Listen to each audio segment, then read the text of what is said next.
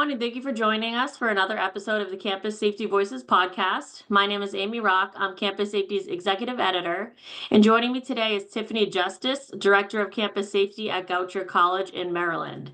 And Tiffany is a finalist for this year's Campus Safety Director of the Year Awards program, which honors executives in hospital, university, and school security, law enforcement, and/or emergency management.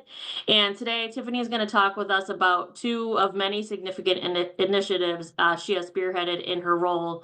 And one of your key accomplishments was rewriting the department's mission statement. Mhm. What kind of motivated you to write it, and what are some of its key points? Yeah, thank you for that question. And so as I imagine is true with most leaders, I kind of inherited a mission statement when I entered into the role of director. And excuse me, at that time, the majority of my staff was actually hired through a third-party security vendor. And so, the statement was very well written, very admirable, but I felt early on that I would want to probably draft and create something that was a bit more in alignment with my own values and leadership style. And so I kind of paused initially, really because of the fact that the majority of my staff was hired through a third party vendor. And, I think that some of our values actually did not align. And so I didn't want to, go into a position of stating things that actually weren't accurate. Um, and so when the institution decided to make the transition to an in-house operation and hire staff in-house, then I thought that that was perfect timing. And so I thought that that really would align and give me the opportunity to kind of spell out my vision, my mission, and our goals. Um, and so I think also probably what I would add a little bit to that is, there's a quote by Frank Rhodes that I love and kind of helped energize me, in that process. And in the quote, it kind of talks about, having aimless direction and kind of doing busy work and not setting goals is actually how people fail. And so it was really important to me. And that really kind of foundationally kind of gave me the thought process to make sure that I actually got something written out, articulated, shared with my staff, and so that we all could kind of get on the same page and make sure we were marching towards the same mission. Absolutely. And I feel like a lot of time third-party vendors, maybe it's changed over the years, but some of their hires might not be familiar specifically with college campus security and what that entails. Maybe they're more used to retail or something a little less interpersonal, and it requires, I feel like, a specific type of person to be the right fit to be with college students. Yeah, 100%. It is, you kind of asked about some of the key points in the statement. And, one of the things we say in the statement is that we strive to show up with integrity and dedication and work collaboratively so that safety is experienced as a shared responsibility and not just a service, right? And the collaboration piece is really where it kind of comes in and is really key for us in higher ed, right? Relationships really drive the work that we do. And so, yeah, I would argue that, just by virtue of the creation of, kind of contract security, the values are just a little bit different there. Mhm. And as you had mentioned, hiring through a third-party vendor, but you were instrumental in kind of shifting the department from a contract security model to a fully in-house campus safety team. What were obviously there are some misaligned values, but what were some of your other main motivations for doing this?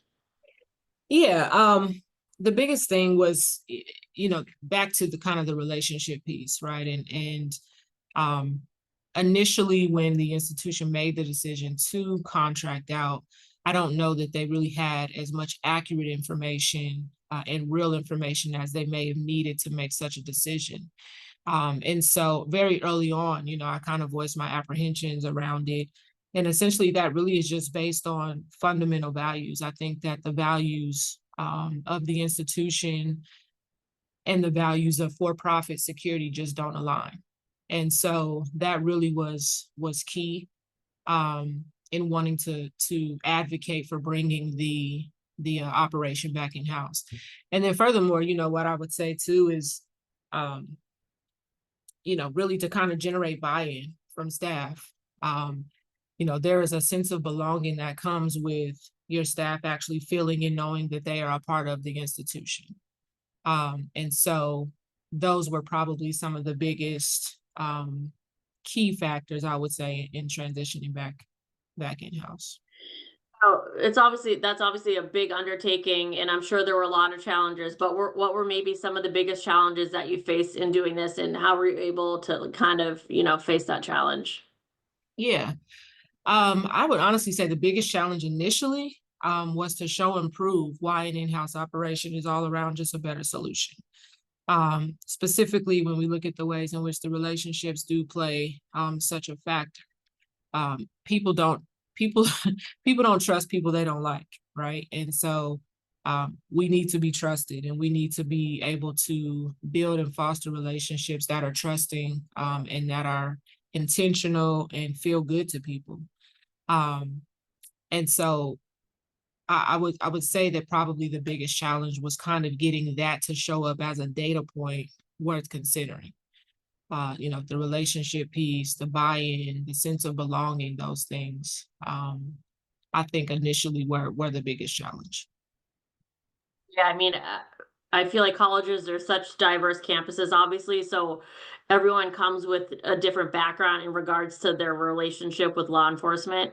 Yeah. It might be a little bit different for a K through 12 setting where everyone's kind of growing up in similar communities, similar economic backgrounds, and I think it's just important, like you said, to cultivate that relationship and trust for sure. Yeah, absolutely. Now, since this has been implemented in-house, what have been some of the greatest accomplishments or outcomes that you've seen come from this transition? Yeah, thank you for that. The first year I attended the IACLEA conference, there was a quote that I walked away from that conference with, and it was that culture eats strategy for breakfast. Um, and one of the biggest outcomes has been seeing our staff genuinely buy into the mission and the values. And so, by moving to an in-house operation, we've been able to focus a bit more on our recruitment, our retention, kind of tailoring our training specifically to our campus. Um, and most importantly, just begin building rapport and relationships, with the campus around us and the community around us. And we're really big on humanizing our staff. Um, and so seeing people first, offering real benefits, to make people actually understand that they are valued and that we see them. We're essential personnel. We work 24/7, 365. And so it is a daunting issue when people have to consider missing time because they're ill, and not being paid for that time. And so by moving, in-house, we've been able to offer benefits, and I think that those things are rewarding in a way that a lot of times we don't, or a lot of times, sometimes I think we take for granted, actually. And then lastly, I would just highlight kind of the spirit of our office. It's really pleasing for me to come in and sometimes overhear our staff laughing or sharing a joke or celebrating one another's birthdays. The culture that we've been able to create has really been so far probably the best outcome. This is also a loaded question, but for a campus that might be considering a similar endeavor Mhm. of going in-house versus contracted security, what is some advice you would have for them now that you're on the other side of it? Yeah, I think first I would tell whomever it is to be prepared to advocate for what they believe in, advocate for their mission, and advocate for their people, for their staff. Um, Next, to work proactively, right? I spent a lot of time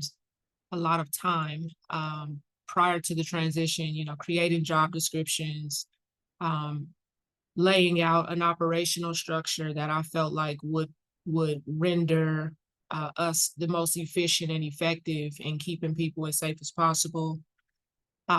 Preparing interview questions, right? Drafting an SOP, creating guidelines and policies for the department, and then kind of generating a list of trainings that we would need to make sure we were compliant. From there, I would probably say collecting data, right? Doing pay rate analysis, with the folks around and the communities around to ensure that you're competitive and you can actually, recruit the caliber of staff that that you need to carry out your mission. Doing a SWOT analysis, analyzing your strengths, weaknesses, opportunities and threats, and then building relationships now, right? If someone is in the position of, potentially having contract staff and maybe looking at doing something similar to what we've done, building those relationships now, because there are some relationships that building and fostering those now are actually going to allow you to bring those people along with you. And being able to do something like that is really pivotal. Yeah, for sure. Everything has to be, very intentional and thoughtful, like you said, down to the interview questions. It can't just be like a cookie cutter question. It's got to be something specific and very well thought out. Absolutely. Very, very tailored, very intentional. You really want to try to, as early on as possible, kind of draw out and sift through, the type of character people come in the door with and have, because it is just so important in how they help you do your job.